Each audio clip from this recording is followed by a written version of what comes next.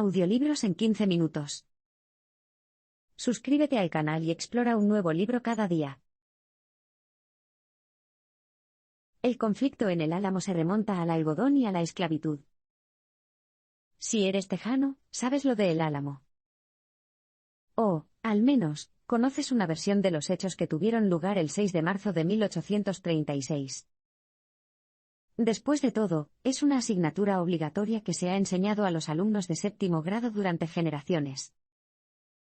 Pero lo que quizás no sepa es que la ley de Texas exige que los maestros enseñen a los niños una versión heroica de los hechos. Esta es una versión defendida por voces conservadoras, desde John Wayne hasta Lyndon B. Johnson. ¿Pero había héroes en el Álamo? Veamos los acontecimientos que condujeron al legendario enfrentamiento entre el ejército mexicano y un grupo de rebeldes. El mensaje clave aquí es: el conflicto en el Álamo se remonta al algodón y a la esclavitud. Uno de los aspectos más cuestionables de la leyenda de El Álamo es por qué luchaban los rebeldes. Quienes están a favor de la mitología popular quieren hacerte creer que los angloamericanos como James Bowie, William Travis y Davy Crockett luchaban por la libertad y la libertad. Pero esto no concuerda del todo con la situación real que llevó al nacimiento de una Texas independiente. A principios del siglo XIX, ya estaba en marcha un tipo diferente de revolución. Eli Whitney acababa de inventar la desmotadora de algodón en 1794. Esto revolucionó la producción de algodón, lo que permitió un aumento masivo de la producción y hacer nuevas fortunas.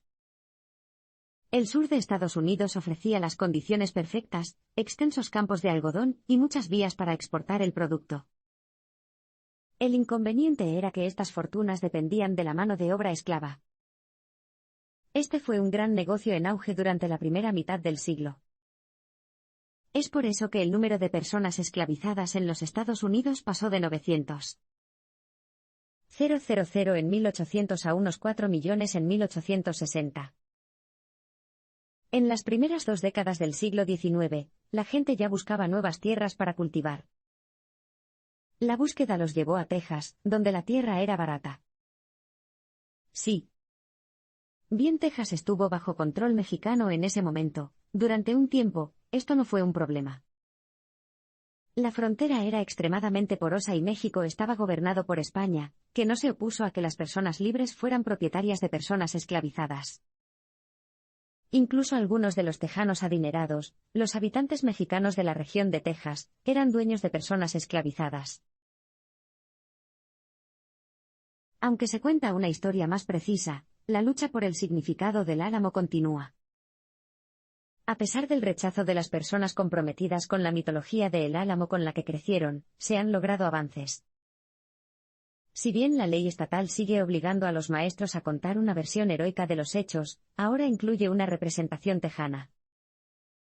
Se han seguido publicando libros que desafían el mito, y se está llegando a un consenso histórico que desmiente la idea de que todo giraba en torno a la nobleza y la valentía. En general, Texas está teniendo en cuenta el hecho de que la revuelta tuvo más que ver con preservar el negocio de la esclavitud que con detener la opresión mexicana. Incluso el sitio histórico de El Álamo, que solía ser un santuario del mito, ha empezado a contar una versión más precisa de la historia. Sin embargo, una vez más, El Álamo se ha convertido en el punto central de una acalorada batalla. El mensaje clave aquí es: aunque se cuenta una historia más precisa, la lucha por el significado del Álamo continúa. Durante años, el sitio de El Álamo estuvo bajo el control de un grupo conocido como las Hijas de la República de Texas. Se trataba de un grupo de mujeres cuyo linaje se remonta a la fundación de familias de Texas, y tenían la intención de mantener vivo y coleando el mito heroico. Pero finalmente, las hijas fueron denunciadas por administrar mal el dinero, y dejar que el sitio literalmente se derrumbara por negligencia. La legislatura estatal puso fin oficialmente al papel de las hijas como custodios de Álamo y devolvió el control al Estado. Desde entonces, George P. Bush, comisionado de la Oficina General de Tierras de Texas, ha estado al frente de los esfuerzos recientes para transformar el sitio de El Álamo en un destino de clase mundial. Estos planes iniciales también implicaban contar una versión inclusiva y precisa de los hechos. Por supuesto, esto se ha topado con cierta resistencia. Personas con fusiles automáticos ya han estado vigilando para impedir que se toquen los antiguos monumentos del Álamo dedicados al heroico trío. Pero quizás lo más interesante sea la pieza central propuesta para el nuevo sitio, una colección de artefactos de Álamo propiedad del músico Phil Collins. A pesar de ser completamente inglés, Collins es lo que se conoce como cabeza de Álamo, y ha acumulado una enorme colección de artefactos. El problema es que muchos de estos artefactos tienen una procedencia muy incompleta, y han sido autenticados con nada más que un presentimiento por amistosos coleccionistas que trabajan para Collins. Al igual que el popular mito de Álamo, la colección Collins no es objeto de un escrutinio minucioso. Pero el tiempo dirá si esos detalles impedirán que se celebre en Texas. O tal vez sea solo otra razón por la que quizás sea mejor dejar el Álamo en el olvido por completo. La independencia de México cambió las reglas para los colonos anglosajones. Lo creas o no, hubo un tiempo en que España dio la bienvenida a los colonos estadounidenses a Texas. De hecho, las colonias anglosajonas ayudaron a España a hacer retroceder a los nativos americanos, a los que consideraban alborotadores. Por supuesto, presidentes estadounidenses como James Madison y James Monroe estaban ansiosos por mantener su posición en la región en caso de que surgiera la oportunidad de volver a trazar las fronteras territoriales. No era ningún secreto que los estadounidenses esperaban añadir a Texas a su creciente lista de territorios. Los mexicanos también tenían su razón para invitar a los estadounidenses a cruzar la frontera. Necesitaban ayuda para liberarse del yugo de sus opresores españoles y ganar su independencia. Sin embargo, cuando los mexicanos hicieron la llamada, acudieron un gran número de contrabandistas, piratas y soldados de fortuna. El mensaje clave aquí es, la independencia de México cambió las reglas para los colonos anglosajones. Para 1813, México ya había declarado sus intenciones de independencia, y se habían producido enfrentamientos en Texas entre las fuerzas conjuntas de los rebeldes anglosajones y tejanos contra los españoles. En la batalla de Medina, no muy lejos del Álamo, el Real Ejército Español no tomó prisioneros, fue una masacre rebelde. Sin embargo, México finalmente logró su independencia de España en 1821, y muchos en Texas no estaban preparados para el hecho de que la abolición de la esclavitud sería uno de los principios fundamentales del nuevo gobierno. Quizá no debería haber sido un shock. Después de todo, la independencia de México consistía en liberarse de la opresión colonial y declarar a todas las personas iguales. Sin embargo, lo que fue una sorpresa para los anglos que se mudaron a Texas para buscar fortuna en el cultivo del algodón. Todo su modelo de negocio dependía de la esclavitud. Inmediatamente, hubo preocupación. Afortunadamente para los texanos, tenían un líder fuerte y una especie de embajador diplomático poderoso en Stephen F. Austin. Austin pasaría a la historia como el padre de Texas, y en más de una ocasión viajó una gran distancia hasta la Ciudad de México para defender a los texanos. El nuevo gobierno mexicano nunca se empeñó en legalizar la esclavitud, pero en los años previos a la batalla del Álamo, el gobierno demostró estar dispuesto a llegar a un acuerdo una y otra vez. Sin embargo, en su mayor parte, la enorme distancia entre la Ciudad de México y Texas significaba que el gobierno siempre iba a ser relativamente imparcial. Sin embargo, mientras México adoptó una postura abolicionista, los texanos sintieron que su sustento estaba en juego. Además, no llegarían nuevos colonos si no se les permitía traer un tipo de propiedad crucial, las personas esclavizadas. Algunos de los rebeldes de El Álamo no eran tan honrados desde el punto de vista moral. Por su naturaleza, Texas era un lugar para renacer. Si hubieras hecho borrón y cuenta nueva en los territorios de Texas te ofrecía una segunda oportunidad. Esta era una buena opción para las familias honestas y trabajadoras que necesitaban un descanso, pero también era una oportunidad tentadora para los sinvergüenzas, estafadores y estafadores que habían llegado al final de su vida en los Estados Unidos. Dos de los sinvergüenzas más conocidos fueron Pierre y Jean Lafitte. A través de su base en la isla de Galveston, frente a la costa de Texas, vendían bienes robados y hacían alarde de las reglas de la trata de esclavos, vendiendo personas a $1 la libra. Para los productores de algodón que querían empezar, era una oferta atractiva. El mensaje clave aquí es, algunos de los rebeldes de El Álamo no eran tan honestos desde el punto de vista moral. En la mitología popular de El Álamo, los rebeldes anglosajones eran modelos de virtud y moralidad, la última línea de defensa contra un grupo de salvajes sedientos de sangre y moralmente corruptos. Este no era el caso. Durante años, el gobierno mexicano demostró estar dispuesto a transigir en el tema central de la esclavitud. Y durante años, el gobierno permitió a los colonos quedarse con las personas esclavizadas que tenían. Al analizar los hechos, es difícil no ver que México va más allá del llamado de la diplomacia al tratar de aplacar a los rebeldes texanos. El registro histórico también muestra que la Santísima Trinidad de los héroes de El Álamo, Bowie, Crockett y Travis, no estuvieron en Texas por razones heroicas. Jim Bowie fue quizás el ejemplo más evidente de un individuo dudoso etiquetado como héroe. Bowie era un violento y borracho luchador, y traficante ilegal de esclavos que había estado detrás de tantos negocios falsos de especulación de tierras en los territorios estadounidenses que se vio obligado a probar suerte al sur de la frontera, en Texas. Davy Crockett convirtió cuentos de aventuras fronterizas en una carrera política fallida. Tras ser expulsado de su cargo en 1835, dijo, les dije a la gente de mi distrito que les serviría tan fielmente como lo había hecho, pero si no, podrían irse al infierno y yo iría a Texas. William Travis también se estaba quedando sin opciones. En quiebra, con deudas crecientes y una orden de arresto pendiente sobre su cabeza, huyó a Texas en 1831. Estos tres improbables inadaptados no estuvieron en Texas para defender la libertad y la libertad. Como muchos otros, simplemente no tenían otro lugar a donde ir. Entre 1832 y 1835, los texanos y México se acercaron cada vez más a la guerra. Durante un tiempo, los asentamientos de Texas prosperaron. Sin embargo, su futuro era incierto. Cada vez era más difícil atraer nuevos colonos mientras México mantuviera su postura abolicionista. El sentimiento era, como escribió Stephen Austin a un amigo, Texas debe ser un país de esclavos. En su opinión, se trataba de una necesidad dada las circunstancias. Por lo tanto, no pasó mucho tiempo antes de que se hablara de una rebelión entre los texanos y los tejanos. Todo ello desembocó en una serie de eventos que culminaron con el baño de sangre de la Batalla del Álamo. Pero no tenía por qué haber ocurrido en absoluto.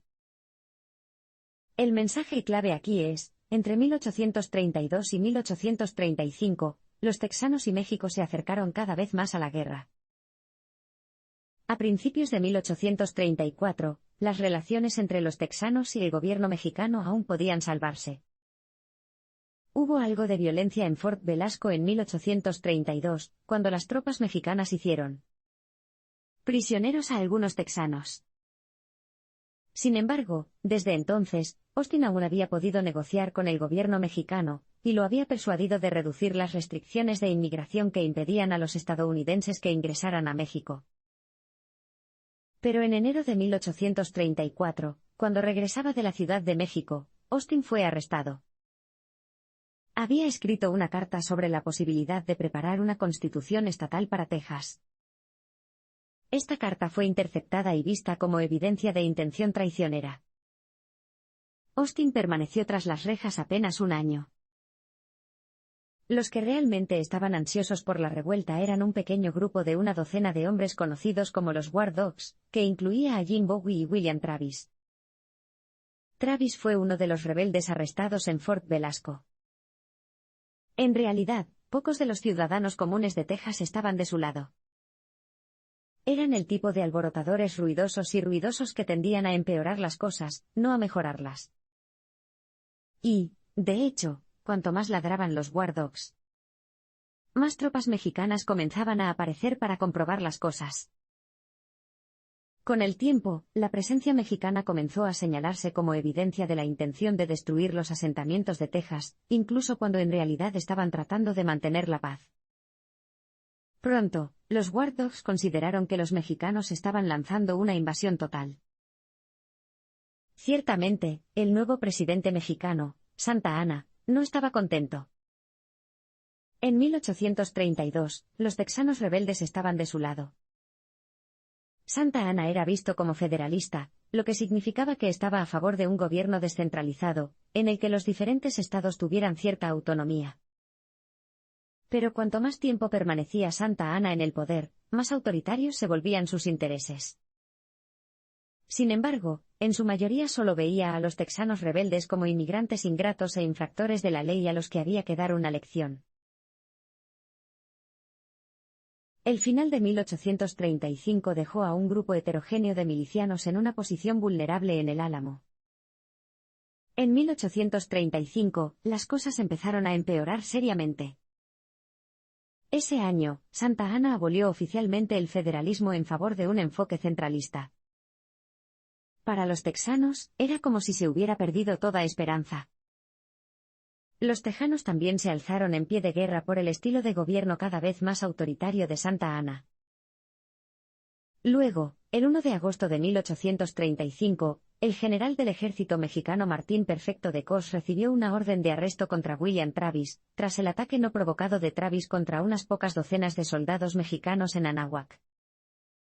En ese momento, los texanos estaban horrorizados por el comportamiento de Travis, pero cuando se enteraron de la inminente llegada del general Cos, apoyaron las afirmaciones de que estaba en marcha una invasión mexicana. El hecho es que Cos no tenía intención de provocar una guerra. Para él, era una simple cuestión de justicia. Travis violó la ley e iba a ser arrestado.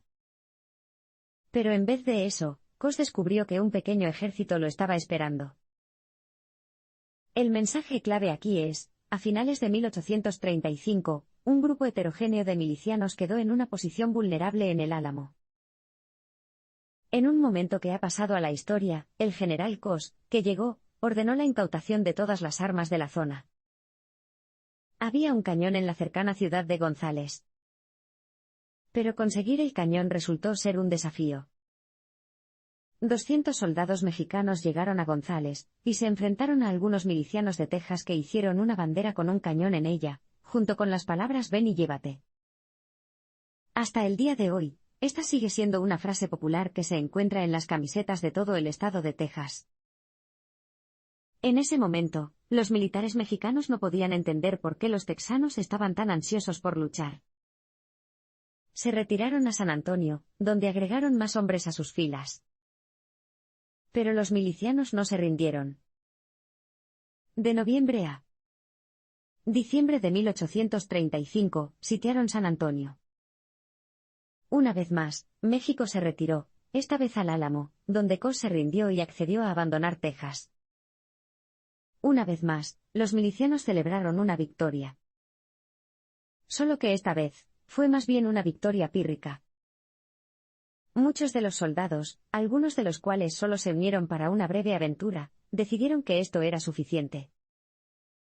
Empezaba a llegar el invierno y era hora de volver a casa. Esto dejó a una pequeña mezcla de soldados texanos y tejanos sentados en un lugar extremadamente vulnerable. El Álamo era una antigua misión española, un pequeño complejo con paredes bajas ubicadas al aire libre, expuestas por todos lados. El ejército mexicano había abandonado el Álamo porque sabía que no podía defenderse bien. Así que, aunque se retiró, eso no significaba que Santa Anna tuviera intención de abandonar la lucha. La batalla del Álamo fue un desastre militar que podría haberse evitado. Algunas personas tratarán de decirle que nadie sabe lo que pasó realmente en el Álamo, ya que todos murieron. Pero ese no es realmente el caso. Claro, casi todos los que intentaban defender el Álamo del ataque del ejército mexicano, dirigido por el propio Santa Anna, murieron de muerte violenta. Sin embargo, a lo largo de los años, ha surgido una imagen más clara de lo ocurrido, gracias en parte a los relatos escritos por soldados mexicanos que solo han salido a la luz en las últimas décadas, así como a los relatos iniciales de los únicos supervivientes. El mensaje clave aquí es: la batalla del Álamo fue un desastre militar que podría haberse evitado.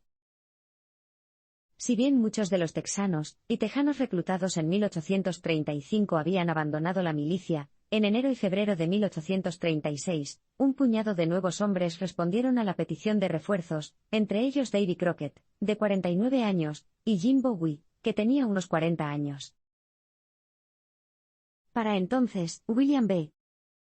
Travis ya había sido nombrado director de reclutamiento. Aunque ninguno de estos hombres tenía mucho entrenamiento o experiencia militar, se decidió que Travis, que solo tenía 26 años en ese momento, estaría al mando del Álamo.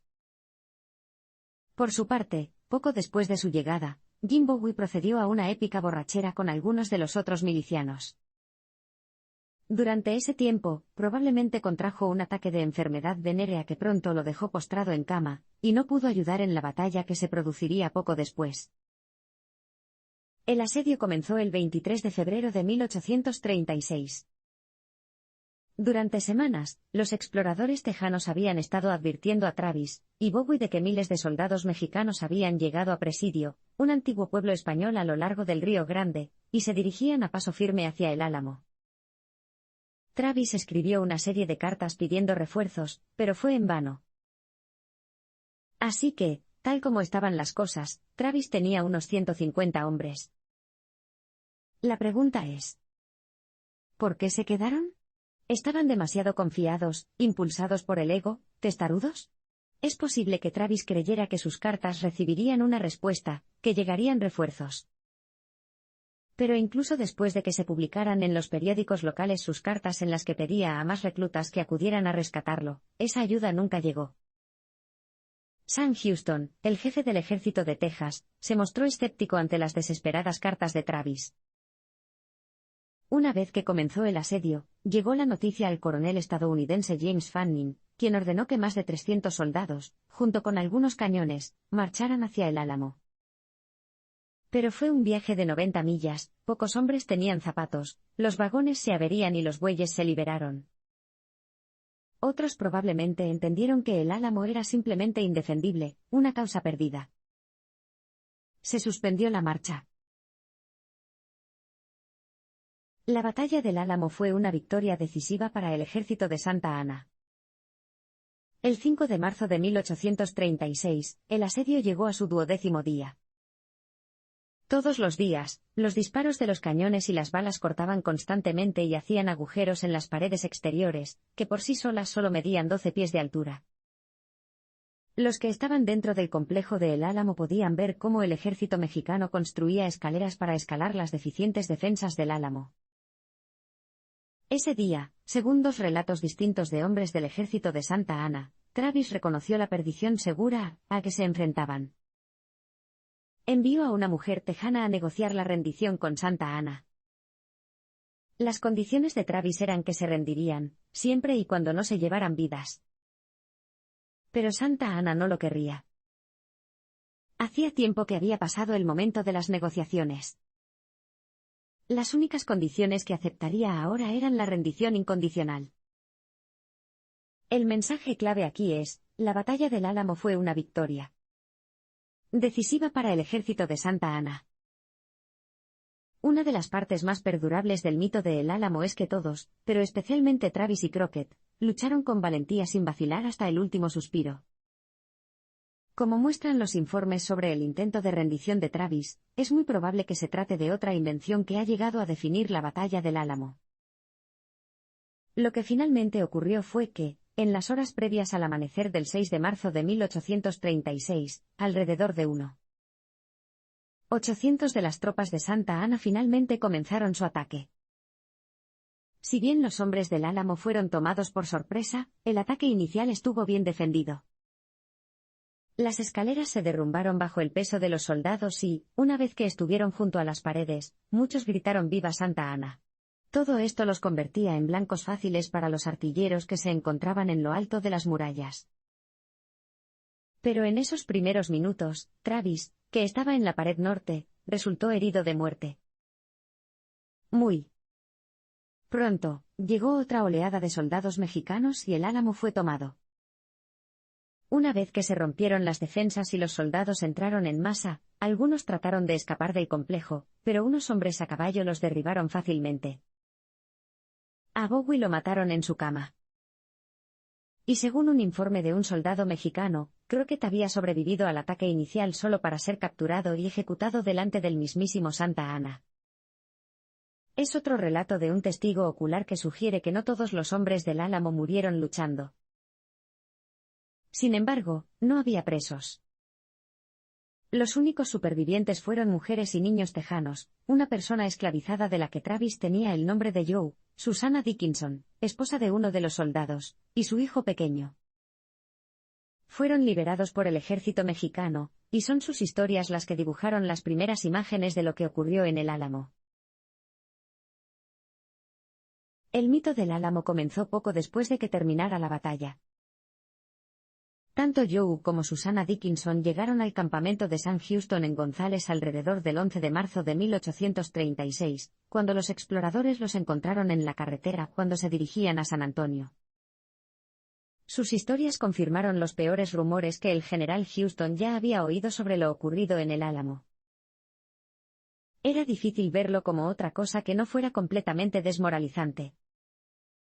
Houston se retiró, quemó a Gonzales hasta los cimientos y se le ocurrió otra idea. Estableció un campamento en una zona segura, y comenzó a realizar simulacros para capacitar a los voluntarios que ahora se incorporaban a las filas del ejército.